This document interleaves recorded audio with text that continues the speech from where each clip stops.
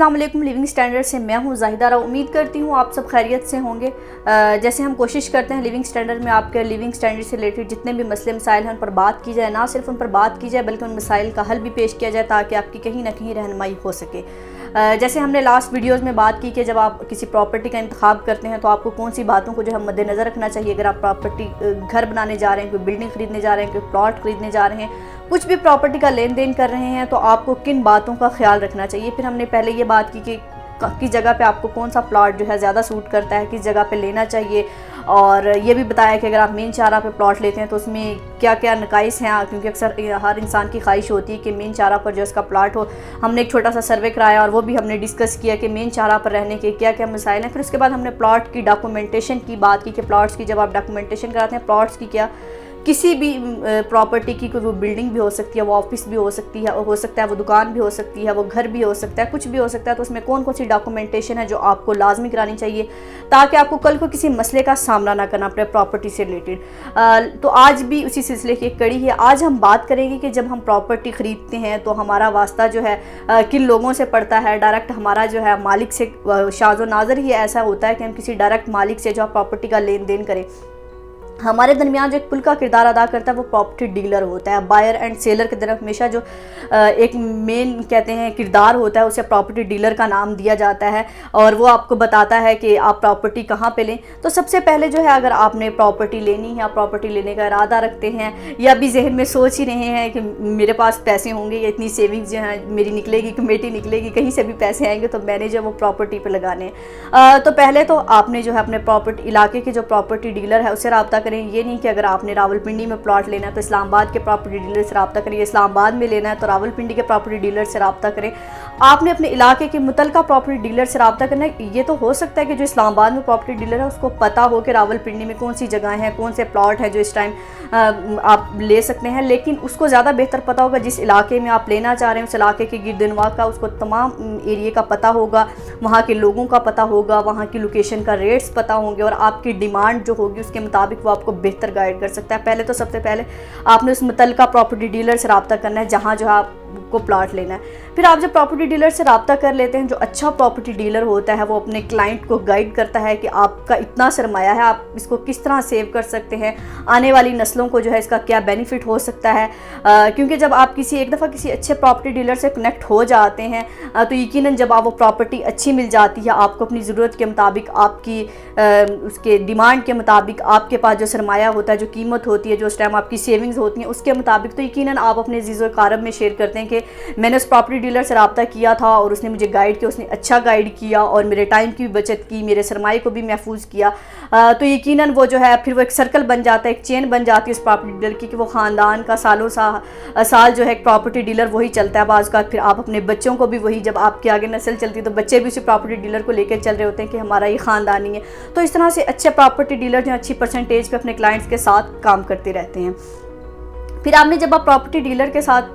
Deal करते हैं कि आपने जो है प्लॉट लेना है, घर लेना है, जो भी लेना है, तो उससे आपने ये तय करना है कि वो आपके साथ अच्छी परसेंटेज पे काम करेगा, जो भी 1-2%, 3% जितनी भी डिसाइडेड होती है, या फिर आप सिर्फ उसको कीमत बताएंगे कि मुझे इस कीमत में जो है प्लॉट चाहिए या बिल्डिंग चाहिए, इमारत चाहिए, दुकान चाहिए, घर चाहिए, ऑफिस चाहिए, इस एरिए में चाहिए, इस जगह पे चाहिए। तो यकीनन वो फिर आपको उस कीमत के मुताबिक दे के देगा। वो फिर अब उसकी मर्ज़ी है कि वो कम मिले या ज़्यादा मिले। आपने उसको बता दिया कि आपके पास एक अमाउंट है और इस अमाउंट में आपने जो है मुझे बेहतर तरीके से जो है एक प्लॉट, घर जो भी है वो लेके देना है।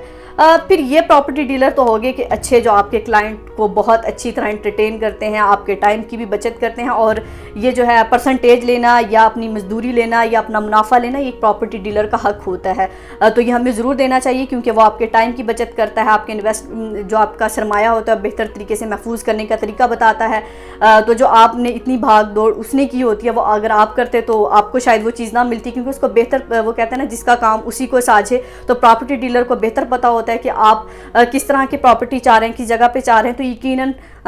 ये उसका हक है और उसको लेना भी चाहिए और आपको देना भी चाहिए। इस पे कोई कंप्रोमाइज़ मेरा ख्याल से नहीं करना चाहिए। हाँ, एक आप तरीकाकार तय कर लें कि वो परसेंटेज लेगा या फिर आपसे एक अमाउंट फ़िक्स लेगा।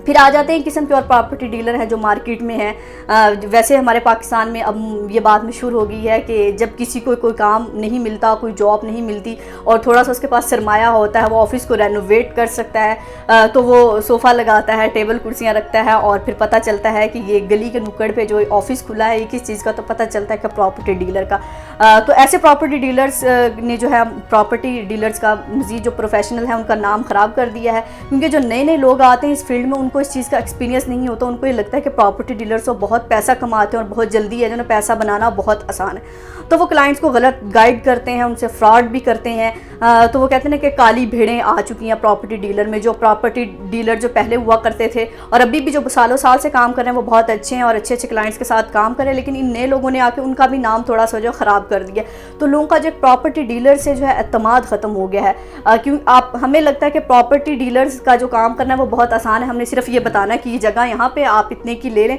हालांकि कि प्रॉपर फील्ड है, इसमें एक्सपीरियंस करना पड़ता है आपको, इसके लिए भी नॉलेज चाहिए, क्योंकि हमारे यहाँ मिसकॉन्सेप्शंस है कि सिर्फ हमने ये बता दी कि ये प्लॉट खाली पड़ा है, ये घर खाली पड़ा है, ये किराए पे ले ले, मैंने अपना कमीशन ले लिया, बात ख़त्म होगी। तो हमें अगर प्रॉपर्टी की फील्ड में जाना तो हमें अपना ये मिसकॉन्सेप्शन ख़त्म करना होगा कि ये हम बड़े आराम से कर सकते हैं, सिर्फ टेबल और कुर्सियाँ लगानी है और 2-4 फाइलें रखनी है और कहना है कि सर ये प्लॉट यहाँ पे आप मुझे इतनी अमाउंट दे दें, मैं इस पर इतनी परसेंटेज लूँगा। तो ये मिसकॉन्सेप्शन जो है ख़त्म करें, क्योंकि प्रॉपर्टी डीलर का काम करने के लिए आपको उतना ही पढ़ा लिखा होना ज़रूरी है जितना कि किसी जॉब को करने के लिए ज़रूरी है। हमारे यहाँ इसलिए थोड़ा ऐसा है पाकिस्तान में, क्योंकि बाहर की अगर हम बात करें आउट ऑफ कंट्री के प्रॉपर्टी डीलर्स की, वहाँ पे प्रोफेशनल कोर्सेज होते हैं और डिग्रियाँ होती हैं जो प्रॉपर्टी डीलर से रिलेटेड काम जो आपको सिखाती हैं। हमारे पाकिस्तान में ऐसा कोई कॉन्सेप्ट नहीं है। हमारे यहाँ प्रॉपर्टी डीलर्स को इस तरह से कोई कोर्सेज नहीं है, कोई गाइडेंस नहीं है। जो एसोसिएशंस हैं प्रॉपर्टी की वो भी इस तरह से काम नहीं कर रही जिस तरह से करना चाहिए। गो कि अब नए लोग भी आ रहे हैं। एक नए लोगों की तो मैंने बात की जो जिनको कोई काम नहीं मिलता और उसमें आ जाते हैं फील्ड में फिर, लेकिन कुछ एक तबका ऐसा भी है नौजवानों का जो पढ़े लिखे हैं, जो अब बिज़नेस को कहते हैं कि पुराने लोग अपने पुराने तरीक़ों से करते थे। अब जो नए लोग हैं वो जिद्दत पसंदी की तरफ, जैसे कि टेक्नोलॉजी आ गई है, अब तो बहुत सारी टेक्नोलॉजी के ज़रिए वो हमें मुतारिफ़ कराते हैं प्रॉपर्टी से, तो वो अपने कारोबारी तरीके में जिद्दत पसंदी लेके आए हैं। उन्होंने अपने क्लाइंट्स को डील करने के थोड़े नए तरीके ढूंढे, वो अच्छे तरीके से भी काम करें। ज़रूरी नहीं कि सिर्फ अनपढ़ लोग या अनप्रोफेशनल लोग ही आ रहे हैं नए लोगों में, नए लोग भी ऐसे आ रहे हैं जो प्रोफेशनल हैं, पढ़े लिखे हैं और इस फील्ड को उन्होंने पूरा स्टडी किया है कि इसको कैसे करना है, पुराने लोग कैसे कर रहे थे, अब वो कौन सी कमियां हैं जो हमें अब नहीं करनी चाहिए और क्लाइंट्स को जो है किस तरह से हम इजी फील करा सकते हैं प्रॉपर्टी के बारे में। और उसके अलावा जब आप एक क्लाइंट जाता है प्रॉपर्टी लेने तो उसको थोड़ी बात नहीं समझ आ रही होती कि मैंने कहाँ पे, तो नए तरीक़ों से बड़ी जिद्दत पसंदी हम ये कह देते हैं कि ये सोसाइटी बहुत अच्छी है, कि इस सोसाइटी में ये सहूलतें होंगी। तो मतलब मुख्तलिफ तरीके जो हैं हमने कारोबार के भी जो है नौजवान तबके ने जो प्रॉपर्टी की फील्ड में आ रहे हैं पढ़े लिखे, उन्होंने बहुत सारे नए तरीके में मुतारफ़ कराए हैं, तो उनका कारोबार जो है अच्छे तरीके से चल रहा है। तो वो लोग बात उन लोगों की हो रही है, उन काली भेड़ों की जो इन लोगों का भी नाम ख़राब कर रहे हैं कि नए लोग सारे ही ऐसे, नए लोग सारे ऐसे नहीं। वो कहते हैं कि 5 उंगलियां बराबर नहीं होती, अगर आप खींच के भी करने की कोशिश करें तो फिर भी नहीं होती। तो इसी तरह एक मार्केट में बैठे हुए भी बहुत सारे लोग, हर तरह के लोग बैठे हैं, मुख्तलिफ लोग बैठे हैं, लेकिन आवाम के लिए इनको पहचानना थोड़ा सा मुश्किल हो गया, क्योंकि गली के हर कोने में प्रॉपर्टी डीलर बैठा है, हर मार्केट में प्रॉपर्टी डीलर बैठा है कि सोसाइटी में अच्छे घर हैं, या तकरीबन हर जगह पे बैठा हुआ है। तो इस तरह से आपको उनमें से जस्टिफाई करना मुश्किल है कि कौन सही काम कर रहा है, कौन गलत काम कर रहा है। तो यकीनन ये जो हमारी वीडियो है ये बहुत सारे प्रॉपर्टी डीलर्स भी देख रहे होंगे, और जहाँ जहाँ तक जिन प्रॉपर्टी डीलर्स तक इससे रिलेटेड फील्ड से मुतल्लिका लोगों तक जहाँ तक हमारी आवाज़ पहुँच रही है लिविंग स्टैंडर्ड के प्लेटफॉर्म से, तो हम उनसे कहेंगे कि हम इन काली भेड़ों का खात्मा करना चाहते हैं इस मार्केट से, ताकि लोग जो हैं इस महंगाई के दौर में जो है